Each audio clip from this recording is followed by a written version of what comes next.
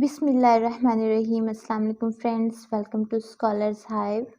Friends, today we are going to learn or discuss about scene-wise summary of Othello.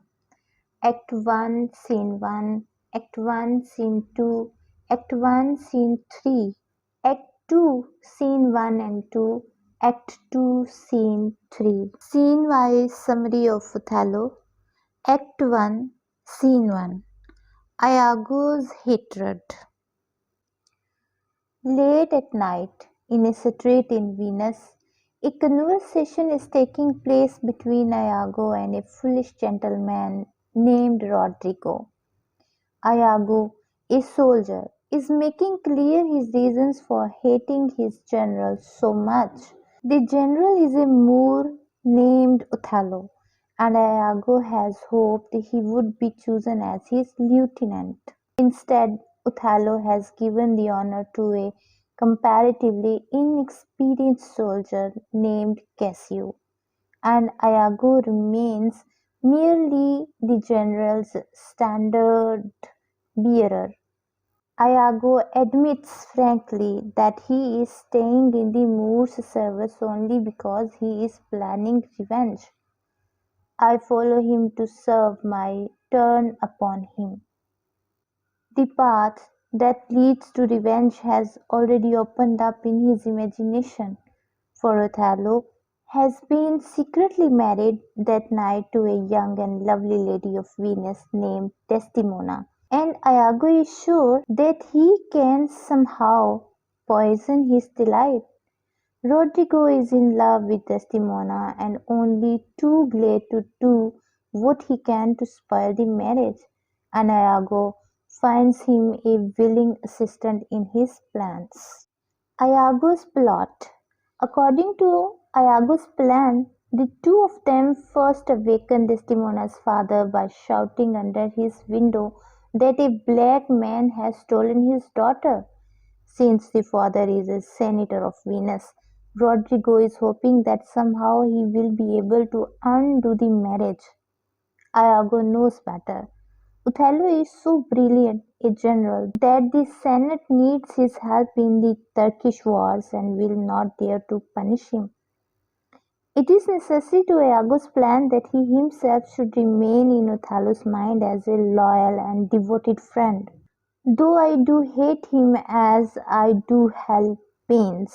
So he slips away into the night, leaving Rodrigo to deal with Desdemona's father, who comes out of his house lamenting his only daughter has run away with a black man, much older than herself, and she must have had some sort of spell laid upon her to make her do anything so unnatural. Act 1, Scene 2. Brabantio's accusation. Brabantio and his party go in search of Iago, whom they discover in a street, and Brabantio shouts his accusation to him, alleging that he has enchanted his daughter by black magic. Othello replies dignifiedly and courteously that he cannot accept Brabantio's demand, which is that he should go to prison till the state finds time to decide the case. He cannot permit himself to be taken to prison, he declares, since he is on his way to the council hall commanded there by the duke. The old senator hears for the first time that the duke has called a meeting, and he goes at once to present his case against his daughter's husband. Act 1, Scene 3. Rumors of war.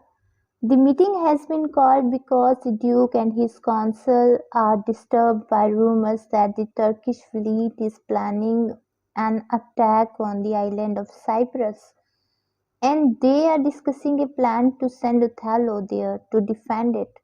When Desdemona's father accuses him of witchcraft, Othello asks that his wife is sent for, and while the senators are waiting, he describes the way he wooed her. He told her stories of his adventures, of being sold into slavery, of traveling over strange deserts and high mountains. and of all the other terrors he had endured. Othello states that she loved him for his adventures and he loved her because she was full of admiring sympathy for them. He faces the charge of magic squarely by saying that they may call the girl and interrogate her. The evidence. In the meanwhile, Desdemona enters and finds herself in a position where she must choose between her father and her husband. She has been carefully brought up to make a suitable wife for some Venetian gentleman, but all her gentleness and love have reached out to an equal love and gentleness in Othello. And for her it does not matter that he is an older man of an alien race. When she is asked to name the man who is her sovereign lord, she does not choose the father to whom she has always given her obedience, but the man she married that night. Her father admits defeat, since there is nothing else he can do, and the talk turns to affairs of state. Othello's commission. It is decided to put Othello in command of the defence of Cyprus, and the Duke is willing to give Desdemona permission to accompany him there.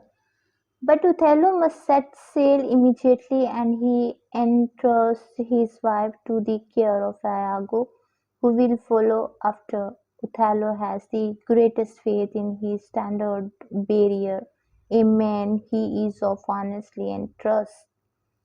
Brabantio shouts a warning to Othello to beware of Desdemona, for if she can betray her father, she can also betray her husband. Othello's answer is to say, "My life upon her faith." Iago and Rod. After the Senate has adjourned, everyone leaves the room except Iago and the dejected Rodrigo. Since Desdemona is lost to him, Rodrigo is prepared to go out and drown himself, but Iago laughs at him. "Drown thyself? Drown cats and blind puppies." He assures Rodrigo that so unnatural a marriage between a barbarian and a super subtle Venetian will never last, and as soon as he is alone he lays his plans to destroy it. Iago wants to destroy Cassio too, the man who supplanted him as lieutenant, and a brilliant plot comes to him. It is based on Othello's trustfulness. The Moor is of a free and open nature, and on his affection Iago decides to base his scheme. Act Two, Scene 1 and 2. Othello in Cyprus. Othello is new to move to Cyprus, over which he has been appointed governor. As there has been a violent storm, the previous governor of the island has been waiting anxiously for news from the sea. There is a rumor, which turns out to be true, that the Turkish fleet has been destroyed in a great tempest. But there is fear that Othello's ship may have been destroyed also. A salute of guns, the arrival of a vessel from Venice, and Desdemona comes ashore, with Iago and his wife Emilia, who is acting as her maid. All Desdemona's thoughts are fixed on the rough sea that threatens her husband's safety.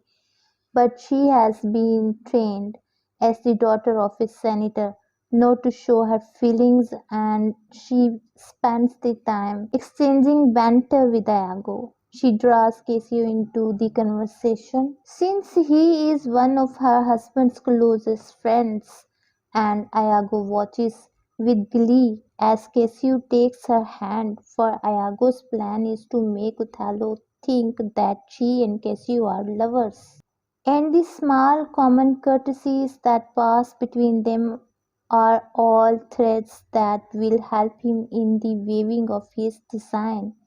A flourish of drums announces the safe arrival of Othello, and he comes ashore to take his wife in his arms. A general feast is proclaimed that night in celebration of the Turkish defeat as well as Othello's wedding night. Act 2, Scene 3, Cassio in disgrace. Othello announces festivities that night in honor of his wedding, and he leaves his lieutenant Cassio in command of the guard to keep order during the festivities. Iago comes up to Cassio early in the night and suggests in a friendly way that they drink together to Othello's health.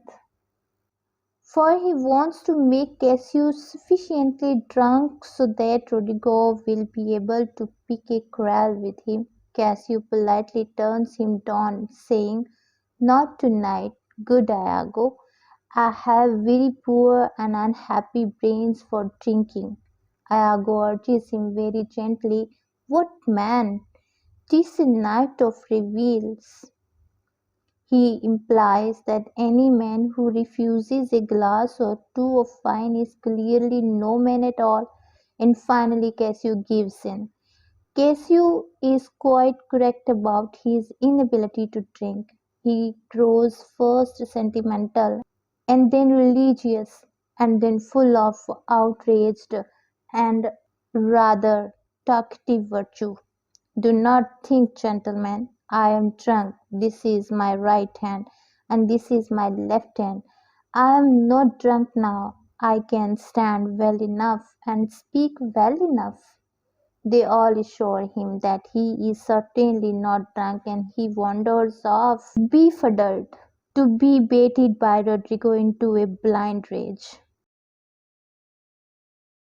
The former governor of the island tries to stop them from fighting, and Cassio has the ill luck to hurt him with his sword. Iago manages to create an added effect of clamor and confusion while pretending to try and stop it, and when Othello arrives he is faced with a barbarous brawl, which, as far as he can discover, is wholly Cassio's fault. Othello, therefore, declares that he can no longer have Cassio as his lieutenant. Friends, I just hope you would like this story, which is very interesting, written by William Shakespeare. The Tragedy of the Moor, Othello. For further detail, you have to watch my next videos. Thanks for watching.